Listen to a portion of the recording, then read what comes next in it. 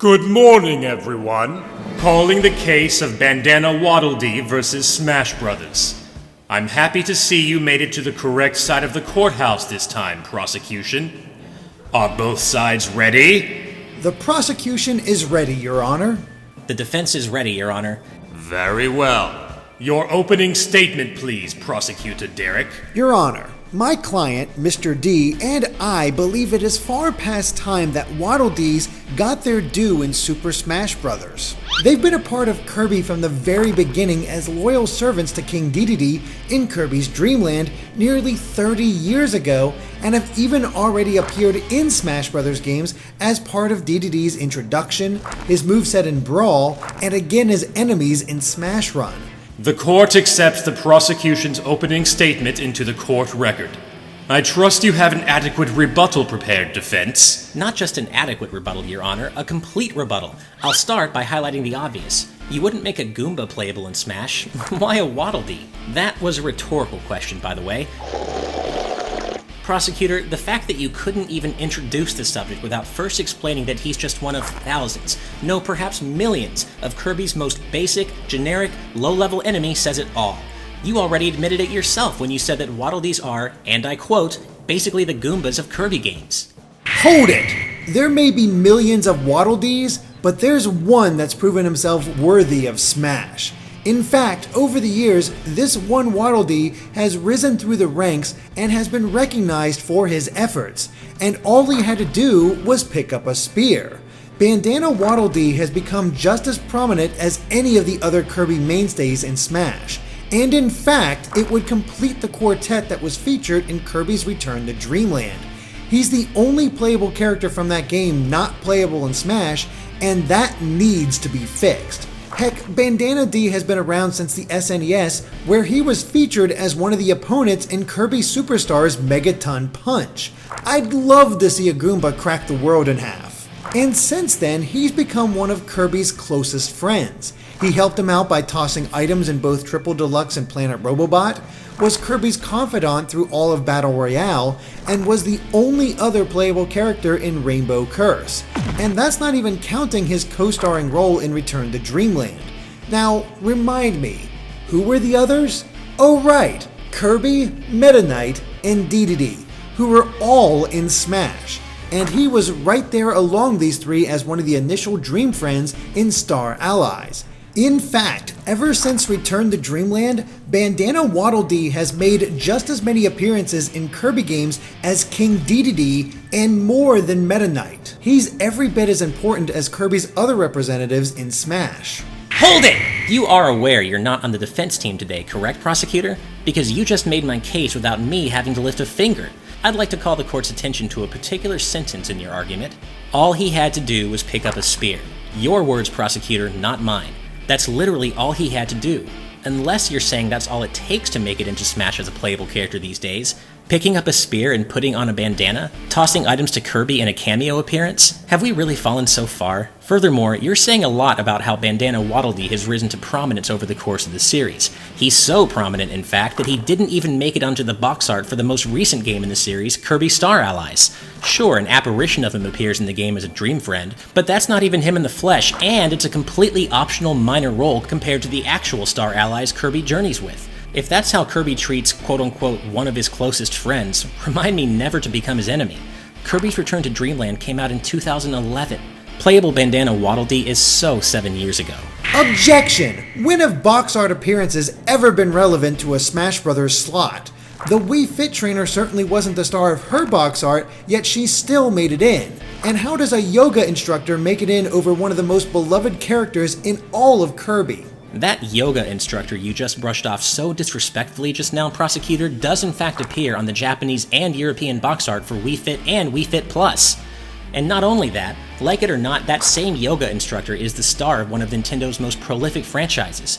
Wii Fit and Wii Fit Plus together have sold through almost 44 million copies to date, a number that would make any Waddle Dee, bandana wearing or not, cower in shame.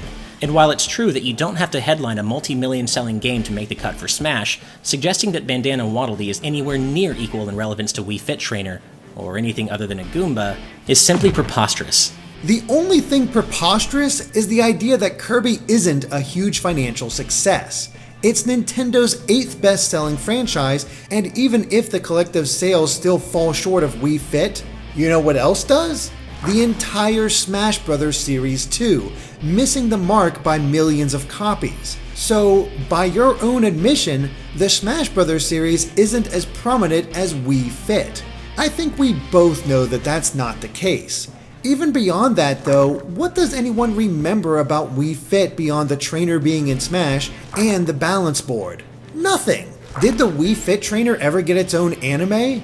Does the trainer have mountains of plushies and other merchandise made of it? Nope, but Kirby and the Waddle Dee certainly did. Heck, the most notable thing Wii Fit trainer has done is appear in Smash Bros. At all. Face it, the Waddle Dees are iconic at this point, and Bandana Waddle Dee is the perfect representative of that. They're adorable, memorable, and thanks to Bandana Dee, even a bit fierce. Plus, he comes ready-made with a unique moveset that is entirely his own thanks to that spear you mocked. If a spear is so easy to pick up, why hasn't one of the 64 different Fire Emblem characters used one in Smash? Hold it! While you raise a fair point about how ridiculous it is that Smash's roster still doesn't have any spear wielders, Fire Emblem or not, that's kind of stating the obvious. There certainly is room for one, and I never argued there wasn't. I'm simply challenging your assertion that this role can and should be filled by just anyone. Sure, Bandana Waddle Dee has a spear, but so do other far more deserving Nintendo characters, and you don't even need to dip your toes back into the Fire Emblem pool to find them. The Zelda series, for example, has the Hyrule Warriors incarnation of Impa with her Naginata, as well as Mipha from the recent Breath of the Wild. Even Star Fox's Crystal, as unpopular as she is in some circles, wields a staff with a pointed end which may as well be a spear. And yet you would still argue that a basic Waddle Dee, who decided to pick up a spear and put on a bandana that morning, is more deserving of a spot in Smash's roster than any of the 3 completely unique characters I just cited? Then why don't we just throw in all of Paper Mario's partners too? By your logic, Bo would be an especially perfect fit for Smash as a generic Boo who, wait for it, wears bows and carries a fan. I believe my point is clear. Look, I'm not some anti-Waddle Dee hardliner. Waddle Dees are great. They're cute, they're lovable, they're cuddly even, but they're not fit for Smash. We have standards in this court, prosecutor. What do you think this is, PlayStation All-Stars Battle Royale? Oof. Harsh words, defense, even to this experienced old judge's ears. How do you respond, prosecution? If you think Bandana Dee is as bad of a choice as Remake Dante, you must be insane. Of course, you're arguing against Waddle Dee in the first place, so I can't say I'm surprised. At any rate, the defense's point is utterly moot. As we've seen from sword users in Smash, they don't all play the same. There's a huge difference between Link, Marth, and Meta Knight, and I would say that Bandana Dee is a much more prominent spear user than any of the characters you just mentioned. The Naginata is Impa's secondary weapon, and Mipha barely appeared in, all of 5 minutes in Breath of the Wild? Then there's Crystal, and her own franchise barely knew what to do with her after Assault, and then they rebooted the whole thing with Star Fox Zero, leaving her out entirely. Plus, there's the problem of constructing a moveset wholesale for her while Bandana Waddle Dee is practically ready to jump into Smash. I mean, just look at what he's capable of in Return to Dreamland and Star Allies. That is so perfect for Smash Bros. Switch that it isn't even funny. His Spear Copter could be his recovery, with its range perhaps dependent on the player charging it. Meanwhile, his Spear Throw could act as a side special to give him a long-range attack. It could even be charged as well in order to throw out 3 spears at once. His down special could be the Windmill from Battle Royale, which is like an inverse Spear Copter, only minus the lift. And the standard special could be the Gale Thrust, where he lunges forward with a Spear Strike. The spear would naturally fill out the rest of his moves, stabs in every direction, an aerial thrust downward that could act as a spike, and maybe even something completely new to really get his fans excited.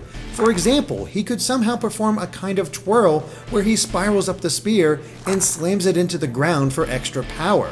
His final smash could call in hordes of Waddle Dees to attack en masse, maybe even in the form of the Waddle Dee Ball from Star Allies.